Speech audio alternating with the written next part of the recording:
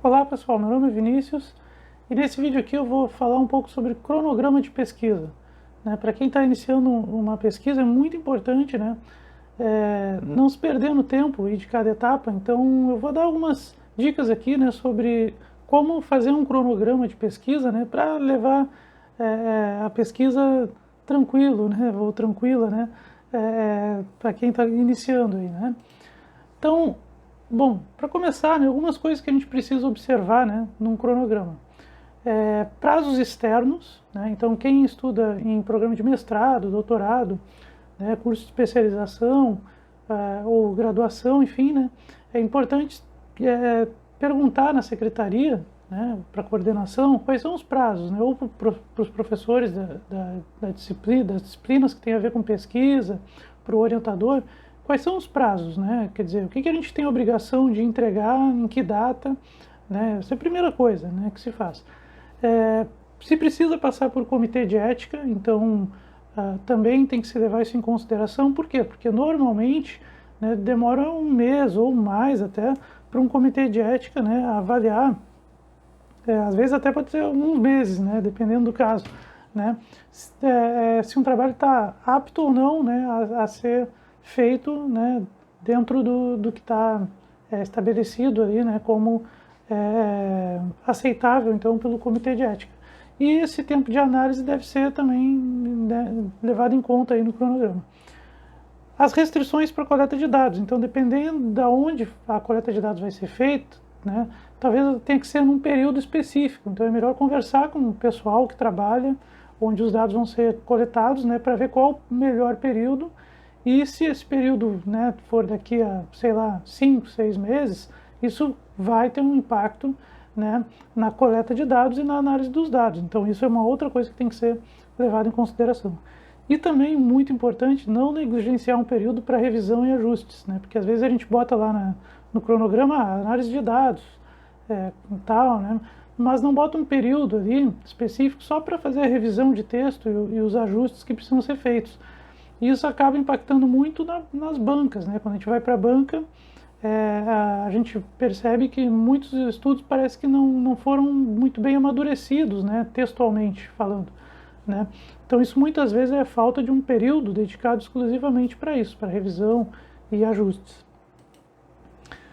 Bom, falando de cada nível, características da pesquisa de graduação, Então a ideia da graduação é ilustrar praticamente resultados de pesquisas anteriores.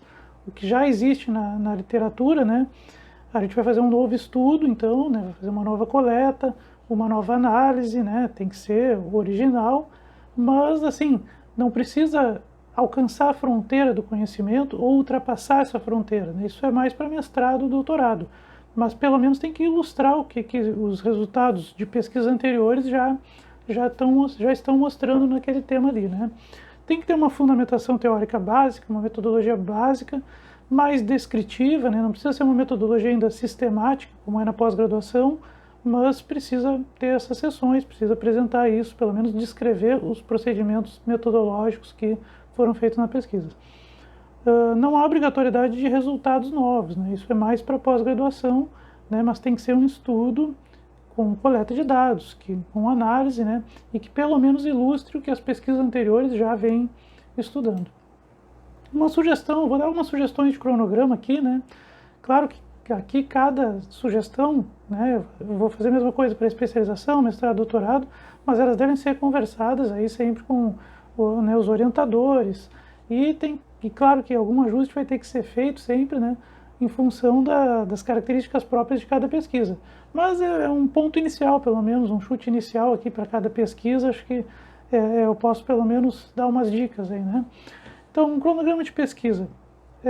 Vou fazer um cronograma para um ano aqui, supondo que no último ano da graduação é que o estudante vai fazer o TCC, o trabalho de conclusão de curso, e que esse trabalho é uma pesquisa, então, Bom, são 2 semestres, então, dedicados à pesquisa. No primeiro semestre, normalmente tem uma disciplina que prepara para o TCC. Aí ela tem vários nomes que eu nem me arrisco a colocar aqui, mas vou botar simplesmente formação para pesquisa. Então tem esse semestre de formação para pesquisa, É interessante já nesse semestre o estudante fazer fichamentos de estudos anteriores, né, já guardar esses arquivos aí e fazer essas leituras iniciais, né, e já definir pelo menos os objetivos da pesquisa com o orientador.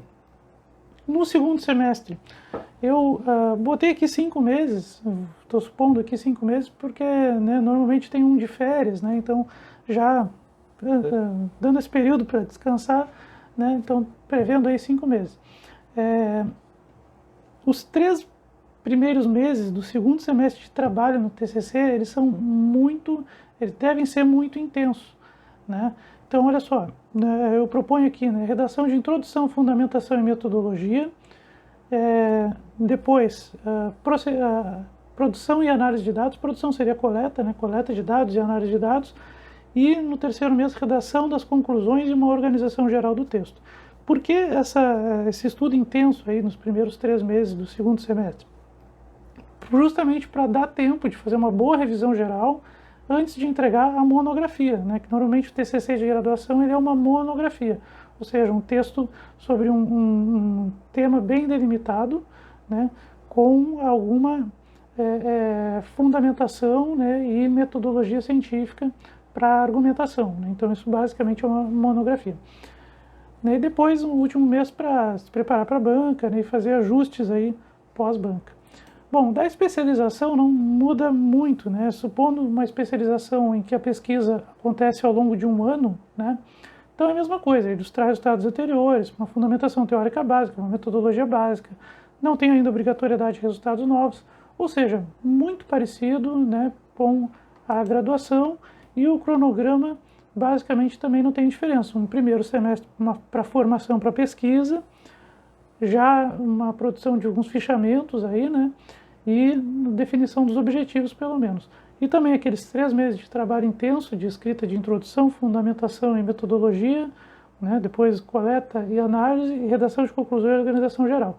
A monografia, né, seria desenvolvida mesmo nesses 3 meses aqui, né, de forma mais intensa, para deixar um espaço depois só para revisão geral e se preparar para a banca, né? Então acho que esse é um cronograma que deixa o trabalho sem atrasos, vamos dizer assim, e né, sem desesperos também para finalizar.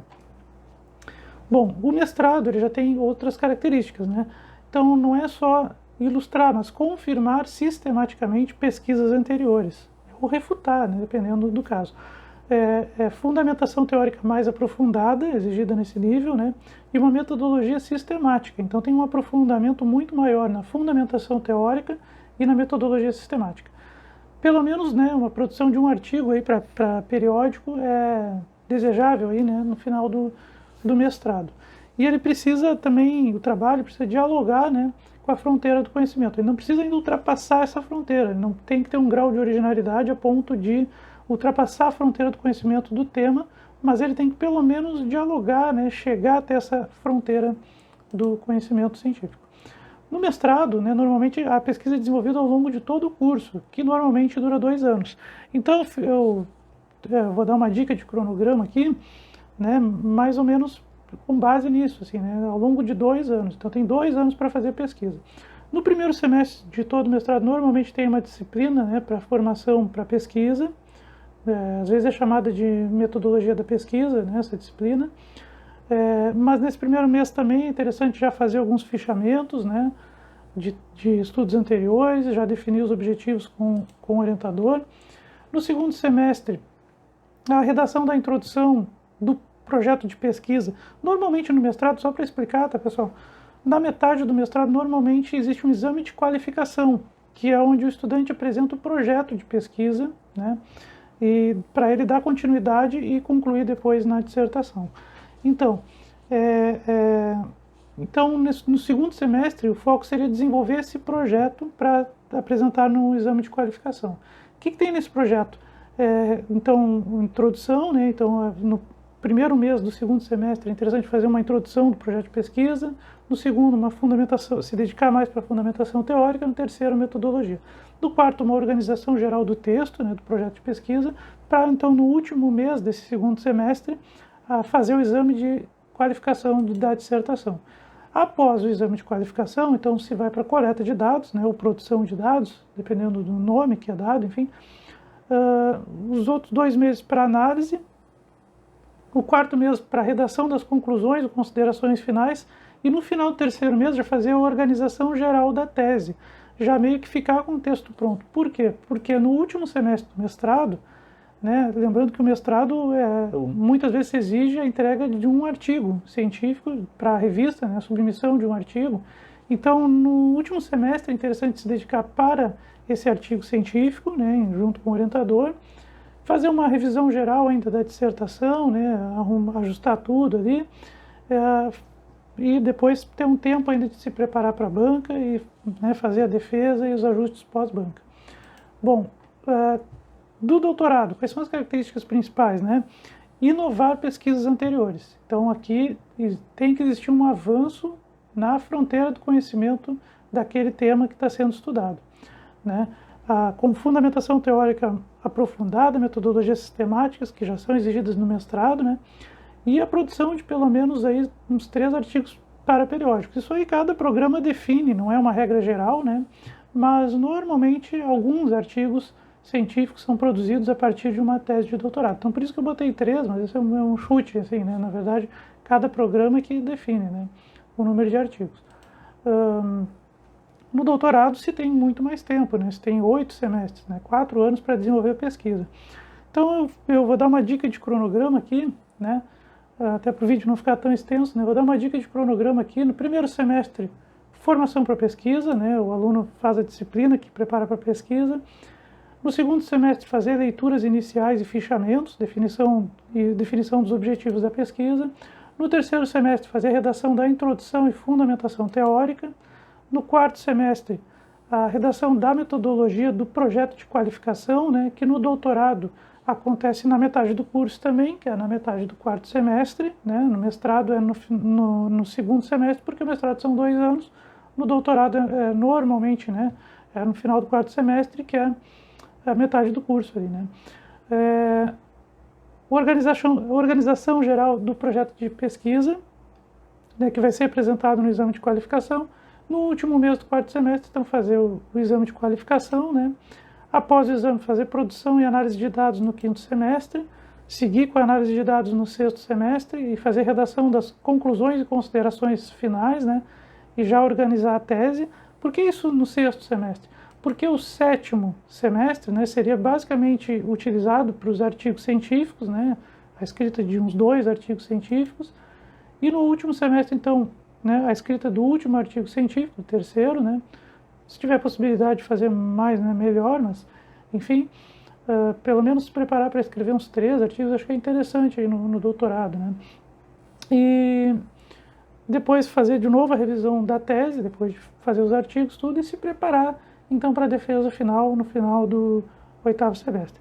Então, claro, aqui nada aqui é regra geral, né? São algumas dicas aí para fazer um cronograma de pesquisa que, ao mesmo tempo, não deixe, né, o estudante atrasar, né, assim, a cada etapa, e também para não ficar muito corrido no final, porque às vezes se a gente não tem um bom cronograma, uma boa organização, o final do trabalho, os prazos de entrega, né, do relatório ou do exame de qualificação acaba estressando demais, né, o estudante, em função dele ter um volume muito grande de coisas para fazer, porque ele não previu determinadas etapas antes, né.